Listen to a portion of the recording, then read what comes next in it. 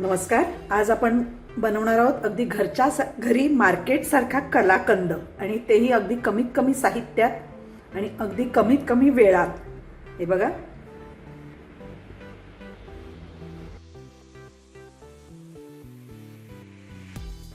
एका पॅन मध्ये आपण अर्धा लिटर दूध घ्यायचे.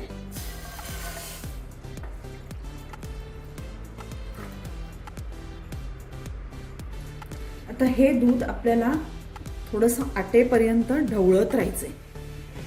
थोडं आपल्याला हे आटवून घ्यायचे दूध आधी. आपण बाहेरून मिठाया विकत आणतो, पण आता मिठाई इतकी महाग झालेली आहे, तर तशीच मिठाई आपण घरच्या घरी जर केली तर किती बरं होईल. आणि आपण घरच्या घरी करणार म्हणजे अजिबात भेसळ नाही कसलीही, अगदी शुद्ध मिठाई.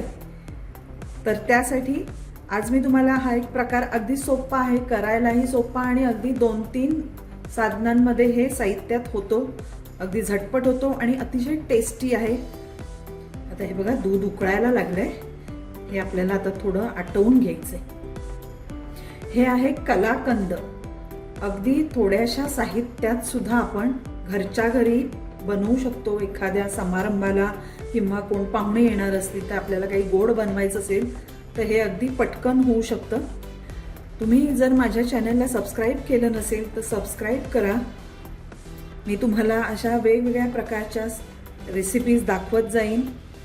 हे बघा, आता आपलं दूध आटत आलेलं आहे. यामध्ये आपण घालायचे थोडंसं केसर. हे आपल्या आवडीप्रमाणे आहे, नाही घातलं तरीही चालेल. आणि आता परत थोडंसं अगदी आता आटवायचंय जरासं. आता हे बघू शकताय तुम्ही, जवळजवळ अर्ध होत आलेलं आहे दूध आपलं आटून. आता या क्षणाला यामध्ये घालायचे आपल्याला हे पनीर. हे आहे 150 ग्रॅम पनीर. हे सुद्धा मी घरीच केलेलं आहे. आता हे यामध्ये घालूया.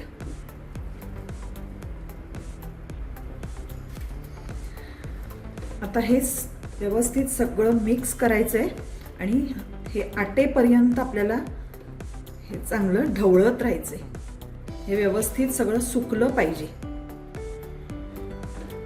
आता हे पूर्ण मिश्रण आपल्याला सुकवून घ्यायचंय.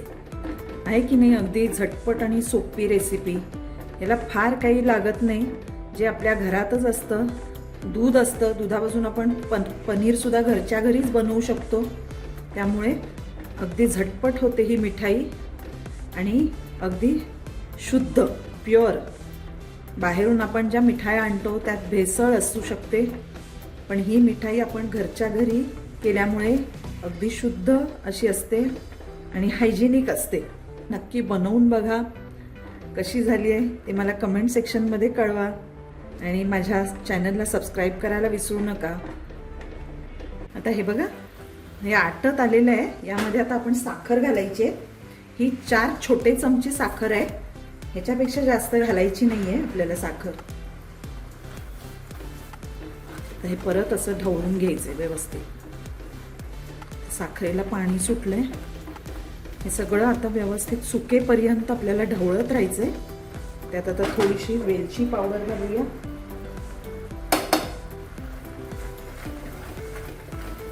इथे मी एक भांड्याला बटर पेपर लावून घेतलेला आहे, ज्यामध्ये सेट करायचे आपल्याला कलाकंद. ते भांड्याला ग्रीस करून घ्यायचं किंवा बटर पेपर घातला तरी चालेल. आणि हे पूर्ण आता सुकल्यावर आपण त्यामध्ये ओतायचे. हे बघा, आता ह्यात थोडासा आपल्याला ओलसर दिसतंय. आत्ताच आपण हे गॅस बंद करायचा आहे आणि सेट करायला ठेवून द्यायचंय. अगदी पूर्णपणे सुकं करायचं नाहीये. ते थोडंसं असं ज्युसी असलं की छान लागतं. त्यामुळे गॅस बंद करूया आणि आपण त्या मोल्डमध्ये ओतूया. हे बघा, इथे मी बटर पेपर लावलेला आहे. यामध्ये हे मिश्रण घालूया. थोडंसं हाताने असं व्यवस्थित सगळीकडे सारखंच. हे जर आपल्याला एकदमच पातळ वाटत असेल तर आणि थोडंसं याची कमी करायचं एका कारण कलाकंद हे थोडंसं जाडच वड्या पाहिजेत, त्यामुळे हे आपण याच्यापेक्षा लहान मोल्ड माझ्याकडे नाही आहे, सगळीकडे असं सेम थिकनेस ठेवून हे तुम्ही फ्रीजमध्ये सुद्धा सेट करू शकता किंवा असंच बाहेर ठेवलं तरीही चालेल.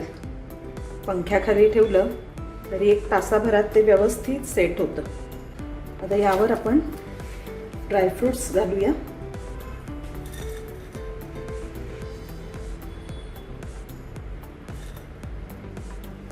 आणि हे आता चांगलं सेट झालं की मग मी तुम्हाला दाखवते. हे बघा, आता अर्धा तास झाला आहे, आपला कलाकंद सेट झालेला आहे. हे आपण बाहेर काढून घेऊया. अगदी छान असा सेट झालेला आहे. आता आपण ह्याचे पीस करूया.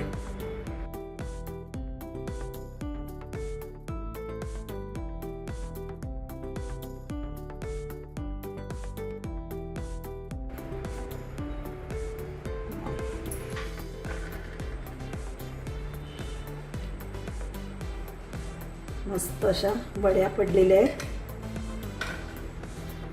अगदी झटपट झाली ही मिठाई. तुम्ही नक्की करून बघा आणि आवडली तर माझ्या व्हिडिओला लाईक करा आणि जास्तीत जास्त शेअर करा. माझ्या चॅनलला सबस्क्राईब करा.